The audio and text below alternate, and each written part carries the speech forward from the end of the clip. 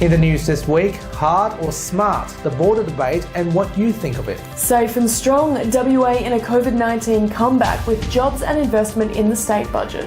Melville councillors dropped rescind motion against bowling club lease, citing legal costs. And on Western Perspective, last hat in the ring. Can Bruce Reynolds' last-minute entry change Perth's mayoral race? This is the Evening News with Ivan Leung and Sarah Smith. Good evening. With Christmas just around the corner, is it time for a new approach to the WA border? As polling from WAMN News shows the public's border preference between hard or smart, WA's top doctor continues his push for the smart border idea. But the Police Commissioner Chris Dawson has defended the current arrangements. Helene Fong reports. With Christmas beckoning and a desire for family reunion in everyone's mind, calls for compassion are increasing, with Western Australians preferring the new smart border model over the current hard border, WAMN News exclusive polling shows. More than half of the poll respondents believe the border should reopen in early 2021 instead of later in the year. Interestingly, every age group surveyed prefers smart border over the current hard border. The Smart Border initiative is different compared to the current hard border arrangement in several ways. They include transparency model, where real-time on the number and types of travellers and quarantine are released. A fair independent approval decision from a published list with appeals available. Tag-based home quarantine when possible, with no families to be kept in single hotel rooms. And the constant adjustment flow based on agreed hotspot definitions.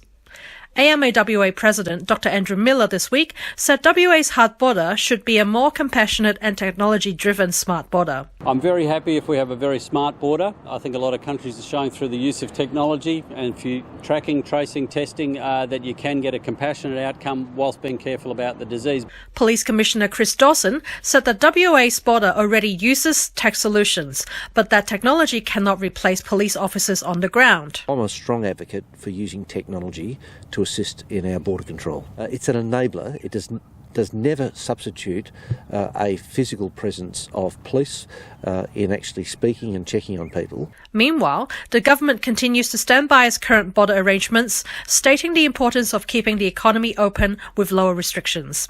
Helene Fong, WAMN News.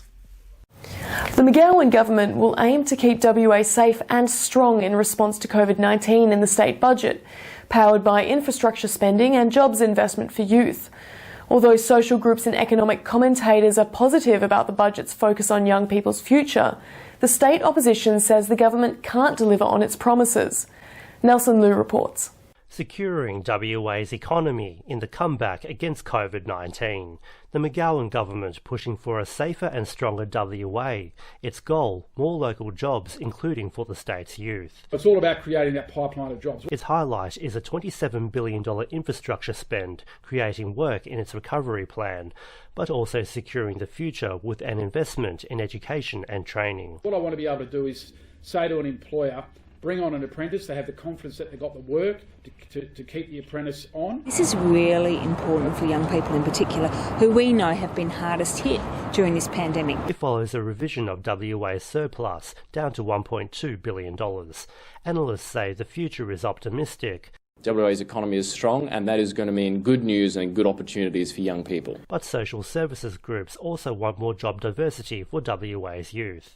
Meanwhile, the opposition has labelled the budget inadequate. There is no plan for business, there is no plan for our economy, and there's no plan for jobs moving forward. They'll make an official reply next week. Nelson Liu, WAMN News. With the state budget set a firm direction building on the federal budget, it will be interesting to see whether young people will be better off in the long term. For more analysis, here's a quick comment from political expert Dr Ian Cook. So it's budget time and we're back into a world of something like reality, but not quite reality. We're getting a story of a budget in surplus, which is good news for everybody at one level. It's a stimulatory budget, and that means that the government's addressing unemployment and including youth unemployment. So from the perspective of young people, I think a budget that's a stimulatory budget is a good budget for them. And, they can look forward to increased employment and hopefully investment in job training and other sorts of schemes as we move further. So there's generally good news in the sense that we're going to see more economic activity, investment in infrastructure and otherwise, to some extent preparing for the future and trying to include young people in the economy. So there's good news out of this budget, and there are good things coming from it. The problem I have with it, and this is where the illusions for me start to come in, that while we're being told we've got a budget in surplus, the other story is we've got a budget sinking deeper into deficit, that we have this net budget or this underlying budget or this other budget that we talk about. So in our daily accounts, we're doing for this year and for the next year and the year after, we're going to do okay, but we're borrowing against our house, as it were. We're borrowing against our assets. We're falling deeper and deeper into debt. And that's a problem for young people because it's future generations that have to pay off the debt that's being accumulated. So while they're benefiting it in the short term, I think in the longer term, there are problems for younger people because this, as I say, this growing deficit is something they're going to be left to deal with. And that's the problem I see for younger people. WA is set to have the largest single-term increase of police numbers this state has ever seen, after the budget allocated funding for 800 new police officers over the next 4 years. $314 million were allocated to the force this budget.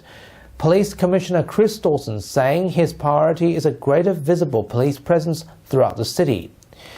As Commissioner, he expects the new recruits to be rolled out 300 per year for the next 4 years, and says new officers are going to do more than just chasing criminals.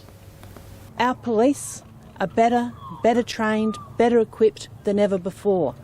We do that to benefit the community, to protect our community, to provide that reassurance to our community that if they need help, if something happens to one of their loved ones, police will be there. Melville councillors have dropped the rescind motion against the Melville Bowling Club's controversial 50-year lease, citing heavy workload and legal costs for ratepayers. Councillor Karen Wheatland says the councillors couldn't justify the heavy workload for council staffers and legal costs. Following the withdrawal of the motion, a special meeting of the council planned for this week to discuss the matter was cancelled. Sources say councillors who supported the motion were disappointed and would have liked to see it debated. A local Perth business stream went up in flames this week when their factory caught fire and spilled potentially deadly smoke into the southern suburbs of Cardinia. Aussie Soap Supplies warehouse and offices on Bowen Street caught fire in the early hours of Friday morning and burned for some hours. In a statement released on social media, owner Jude and David Birch said they were devastated at the loss of their factory. Though the blaze did not pose a threat to homes, the Department of Fire and Emergency Services warned that the burning soap was a hazmat risk, advised residents to stay indoors to avoid the potential harmful smoke. US President Donald Trump may not join in a virtual debate with Democratic rival Joe Biden due to his testing positive of the coronavirus last week. His remarks come shortly after the non-partisan Presidential Debates Commission made the announcement, putting the must-watch political event's future in doubt. Mr. Trump's campaign now says they rather participate in a rally instead of debating against Mr. Biden, labelling the cancellation of the in-person debates as pathetic. Former police officer Derek Chauvin, who was charged for murdering George Floyd after kneeling on his neck, was released on bail with a $1 million bond. It's understood his bond guarantee was not cash-based, with conditions including restrictions from working in any law enforcement agencies and contacts with the Floyd family. Despite a busy week in politics and budget, life carries on at Perth Zoo, where our city's very own 3-metre-tall giraffe toddler celebrated his first birthday this week. Incosi is the second calf born to Perth's proudest parents, Armani and Kitoto. He celebrated his birthday in fine style this week with a bucket of his favourite carob pods and a rousing rendition of Happy Birthday from zoo staff. Unfortunately, he's not able to answer any questions this week, but we are going to spend a bit of time together. When he's older, Incosi and his own breeding herd will be an important safeguard against extinction for the world's giraffe population. And that's our weekly news and current affairs. We have the latest news on our website and social media pages. No matter where you're watching, look after yourselves and we'll see you next Sunday. Wish you good health and take care. Good night.